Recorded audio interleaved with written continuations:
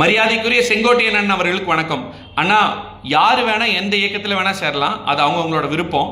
ஆனா திமுகவும் அண்ணா திமுகவும் ஒண்ணு, இது ரெண்டும் வேற இல்ல அப்படின்னு என்னைக்கு சொன்னீங்களோ அன்னைக்கு உங்க மேல இருக்கிற மரியாதை மிகவும் குறைஞ்சிருச்சுங்கண்ணா.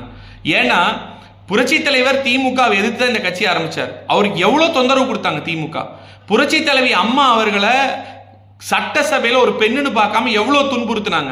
புரட்சி தலைவி அம்மா அவர்களும் எவ்வளவோ ஒரு பெண்ணா இருந்து திமுகங்கிற தீய சக்தி எதிர்த்து தான் இந்த கட்சியை நடத்தினாங்க. கடைசியில அம்மா உடம்பு முடியாது இருந்தப்ப கூட அவ்வளவு தொந்தரவு கொடுத்தாங்க. உங்களுக்கு தெரியும்.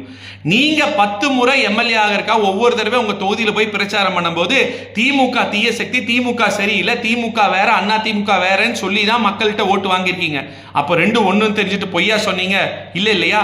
இல்ல நீங்க இப்ப எல்லாரும் ஒன்றிணைஞ்சிருந்தாலோ, ஒருவேளை நீங்க இப்ப பொறுப்புல இருந்திருந்தாலோ அண்ணா திமுக ஆட்சியை தான் தூய ஆட்சின்னு சொல்லியிருப்பீங்க. ஏன்? நீங்களே பள்ளிக்கல்வித்துறை அமைச்சரா இருக்கப்போ எத்தனையோ நல்ல திட்டங்களை எடப்பாடியார்கிட்ட அனுமதி வாங்கி எடப்பாடியாரோட தலைமையில அதை அறிவிச்சு அந்த திட்டத்தையும் பாராட்டி இது அதிமுக நல்ல ஆட்சி, தூய ஆட்சி, அம்மாவின் ஆட்சி நீங்களே சொல்லியிருக்கீங்க.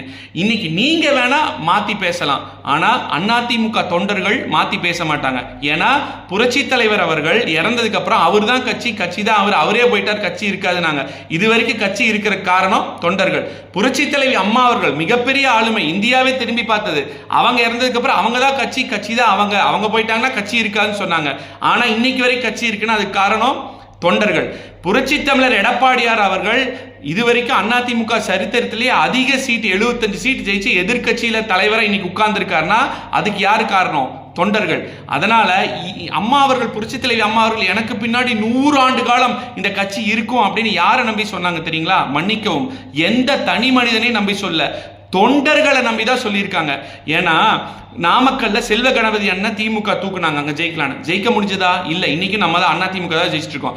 இதே சேடப்பட்டி முத்தையா அண்ணன் மதுரையில இருந்து தூக்குனாங்க, அதுக்கப்புறம் மதுரையில் நம்ம ஜெயிச்சுட்டு தான் இருக்கோம். இங்க தோப்பு வெங்கடாச்சலம் அவர்கள் போனதுக்கு அப்புறமா அங்க சாதாரண ஜேகேங்கிற கிளை செயலாளர் அவர்கள், ஒரு முன்னாள் அமைச்சர் தோப்பு வெங்கடாச்சலம் எடுத்து ஜெயிக்கிறாங்க. டிடிவி தினகரன் அவர்கள் அவர் போய் தனி கட்சி ஆரம்பிச்சு அவ்வளோ பிரஸ் மீட் கொடுத்து ஒரு பிம்பத்தை உருவாக்கினப்போ கடம்பூர் ராஜன் அவர்கள் ஜெயிச்சார். எதுக்காக சொல்றேன்னா தொண்டர்கள் தான் சும்மா கையெடுத்து கும்பிட்டு எம்எல்ஏ போறங்காட்டிக்கு ஓட்டு விழுகிறது இல்லை. தொண்டர்கள் தான் ஒவ்வொரு வீடா போய் பூத் ஏஜென்ட் தொண்டர்கள், அடிமட்ட தொண்டர்கள் தான் ஒவ்வொரு வீடுக்கா போய் இது எங்க கேண்டிடேட், ரெட்டலைக்கு ஓட்டு போடுங்க, நாங்க இந்த நல்லதெல்லாம் செஞ்சிருக்கிறோம், திமுக இந்த கெட்டதெல்லாம் செஞ்சிருக்கு அப்படிங்கிற சொல்லியிருக்காங்க. நீங்க வேணா சொல்லலாம் திமுக ஒண்ணு அதிமுக ஒண்ணுன்னு, ரெண்டு ஒண்ணு அல்ல. திமுக குடும்ப கட்சி, அதிமுக ஜனநாயக கட்சி. திமுக அடுத்த 30 வருஷம் ஆனாலும் அவங்க குடும்பத்தில் இருக்கவங்க தான் ஆட்சி பண்ணணும். ஆனா அண்ணா திமுக அடுத்த 30 வருஷம் கழிச்சு யாரு வேணா இங்க இருக்கிறவங்க முதலமைச்சரா ஆக முடியும்.